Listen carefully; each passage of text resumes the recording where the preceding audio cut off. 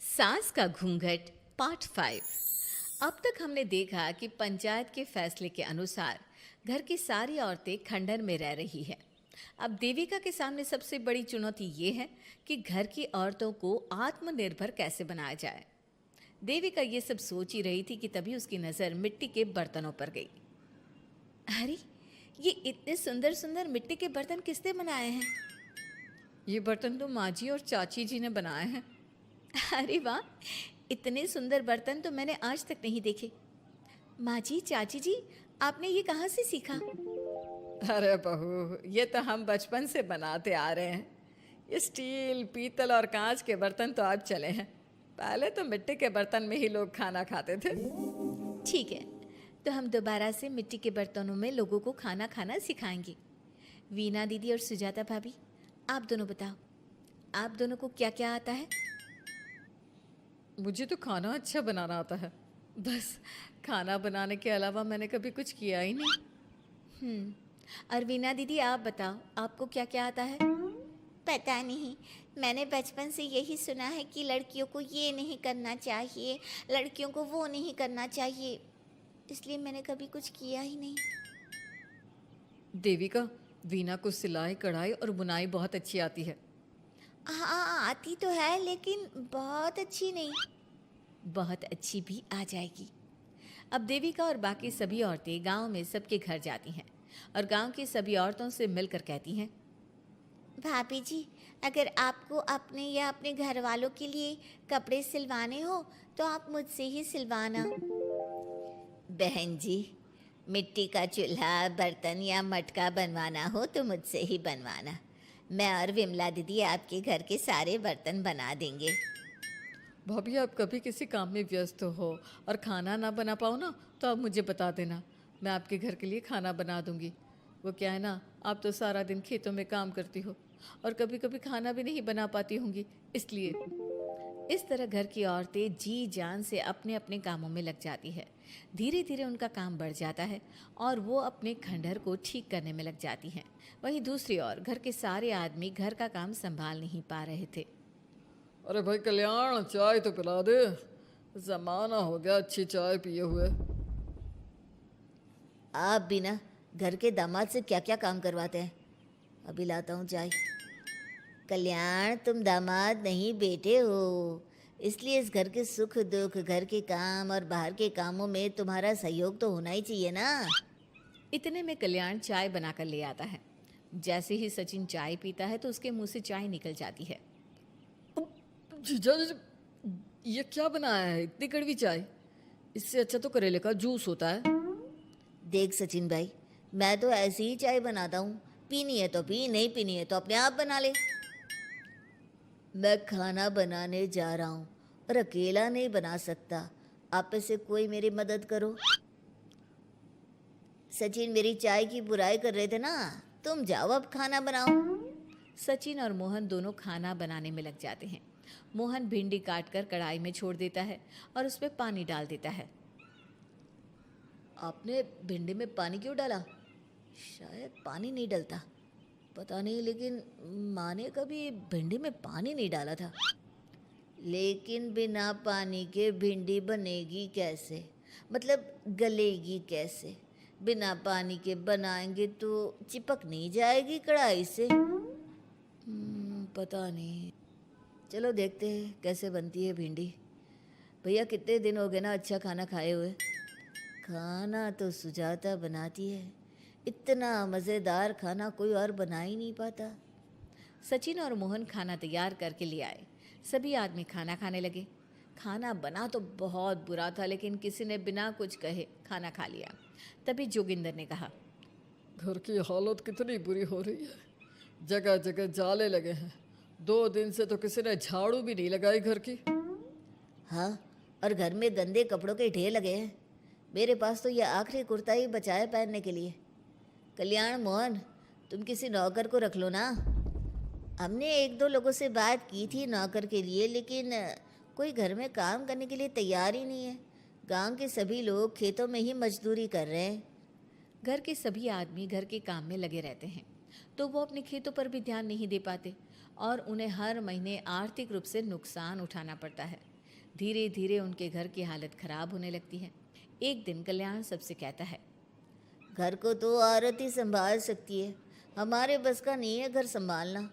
हमें किसी तरह से उस सब को वापस इस घर में लाना ही होगा। अरे कल्याण बेटा, पंचायत का फैसला था कि औरतें हमसे माफ़ी मांगे, लेकिन उन्होंने माफ़ी नहीं मांगी। अब हम उन्हें बुलाने गए तो उल्टा हमें ही अपनी अपनी पत्नियों से माफ़ी मांगनी पड़ेगी। हमें कोई ऐसा रास्ता निकालना होगा कि वो मजबूर हो जाए हमारे पास आने के लिए। बापू, उन सभी ने अपने अपने काम शुरू कर दिए हैं, क्यों ना हम सबके काम में नुकसान कर दे, इससे वो मजबूर हो जाएंगे हमारे पास आने के लिए। भैया, ये कैसी बात कर रहे हो? इससे वो मजबूर नहीं होंगी बल्कि और भी ज़्यादा गुस्सा हो जाएंगी। मैं तो बोल रहा हूँ शराफत से जाकर माफ़ी मांग लेते हैं। मुझे यकीन है कोई माफ़ करे ना करे, माँ तो ज़रूर हमें माफ़ कर देंगी। नहीं सचिन, अगर हमने माफ़ी मांगी तो ये सारी औरतें हमारे सर पर चढ़कर नाचेंगी। हमें इनके सामने छोटा नहीं होना है। मोहन, कल्याण, तुम दोनों आज से ही काम शुरू कर दो। बस फिर क्या था, घर के सभी आदमी लग गए काम पर। मोहन और कल्याण रात को खंडहर में पहुंचे और उन्होंने सारे मिट्टी के बर्तन तोड़ दिए। उसके बाद वीना ने जो कपड़े तैयार करके रखे थे वो सारे कपड़े उन्होंने फाड़ दिए। सुबह जब घर की औरतों ने ये सब देखा तो परेशान हो गई। अरे, ये सारे बर्तन किसने तोड़ दिए? माँ, किसी ने मेरे सिले हुए कपड़े ही फाड़ दिए। ये हरकत कौन कर सकता है? और कौन करेगा भाभी, ये सब उन आदमियों की हरकत है। जब किसी तरह से हमें झुका नहीं पाए तो हमारे काम बिगाड़कर हमें परेशान कर रहे हैं। सभी औरतें दुगनी तेजी से काम में लग गई। उन्होंने दिन रात मेहनत की और उस खंडहर को महल की तरह बना दिया। उनके काम की तारीफ सुनकर दूर दूर के गांव से लोग आने लगे और उनसे अपना काम करवाने लगे। एक दिन सभी औरतें बैठकर खाना खा रही थी, तभी विमला ने देविका से कहा, देविका, हम कभी सोच भी नहीं सकते थे कि हम अपनी मेहनत से अपने लिए इतना बड़ा और इतना अच्छा घर बना लेंगे। देविका बहू, आज हमें इस बात का एहसास हो रहा है कि हम तो सिर्फ सांस ले रहे थे, जीना तो हमें तुमने सिखाया है। मुझे तो अब भी यकीन नहीं हो रहा कि मेरे पति की पहचान के अलावा भी मेरी कोई पहचान है।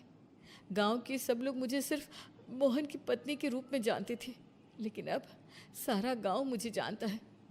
देविका, मैं कुछ ही दिन में इस गांव में एक अच्छा सा होटल खोल लूँगी। और मैं एक बुटीक खोलूँगी। मैं यहाँ गांव की लड़कियों के लिए एक स्कूल खोलना चाहती हूँ, यही मेरा सपना है। सभी औरतें खाना खाकर सो जाती है। रात बहुत ज़्यादा हो गई है, लेकिन देविका को नींद नहीं आ रही थी। तभी उसे किसी के कदमों की आवाज़ सुनाई दी। पहले तो देविका थोड़ी डर गई, लेकिन उसने हिम्मत करके उठकर देखा तो उसके सामने सचिन खड़ा था। सचिन, तुम यहाँ क्या कर रहे हो? कहीं तुम मेरा कोई नुकसान तो करने नहीं आए? मेरे पास तो किताबों के अलावा कुछ नहीं है, फाड़ना चाहो तो फाड़ सकते हो। देविका, मैं तुम्हारा कोई नुकसान करने नहीं आया हूँ, बस तुमसे माफ़ी मांगने आया हूँ। क्या?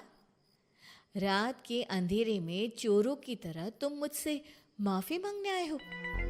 प्लीज़ देविका, माँ और चाची को समझाओ कि वो बापू और चाचा जी से माफ़ी मांग ले और तुम सबको लेकर घर आ जाए। सचिन, तुम भी तो अपने बापू और चाचा को अपने साथ ला सकते थे ना, और माँ और चाची से माफ़ी मंगवा सकते थे ना। प्लीज़ देविका, मुझे माफ़ कर दो और घर चलो। कैसे माफ़ कर दूँ सचिन? तुमने मुझे मरने के लिए छोड़ दिया। अगर माँ और चाची हिम्मत करके मुझे अस्पताल ना ले जाती तो आज मैं और मेरा बच्चा जिंदा ना होते। ना तुम मुझे अस्पताल में देखने आए और ना ही अस्पताल से आने के बाद मेरा हाल चाल पूछा। मुझे तो छोड़ो, तुमने अपने बच्चे का चेहरा तक नहीं देखा और तुम मुझसे उम्मीद कर रहे हो कि मैं तुम्हें माफ़ कर दूँ? कभी नहीं सचिन। देखो देविका, हम सबको बहुत नुकसान हो रहा है। घर के काम की वजह से हम बाहर के काम पर ध्यान नहीं दे पा रहे। घर और जिंदगी दोनों अस्त व्यस्त है। वो इसलिए कि तुम सब आदमी संगठित नहीं हो, अपना दिमाग और ऊर्जा हमें परेशान करने में लगा रहे हो। और हम औरतें संगठित हैं, हम अपना दिमाग और ऊर्जा अपनी प्रगति में लगा रहे हैं। इसलिए हमने खंडहर को भी महल की तरह कर दिया और तुम्हारी हवेली खंडहर की तरह लगती है। सचिन देविका से बार बार माफ़ी मांग रहा है। क्या सचिन को अपनी गलती का सच में पछतावा है, या फिर ये घर के आदमियों की कोई नई चाल है? ये जानने के लिए आपको हमारे आने वाले एपिसोड का इंतज़ार करना होगा। और हाँ, कमेंट करके हमें ये भी ज़रूर बताइए कि क्या देविका को सचिन को माफ़ कर देना चाहिए? क्या उसे सब कुछ भूलकर सचिन के साथ अपना घर बसाना चाहिए, या फिर सचिन को भूल जाना चाहिए?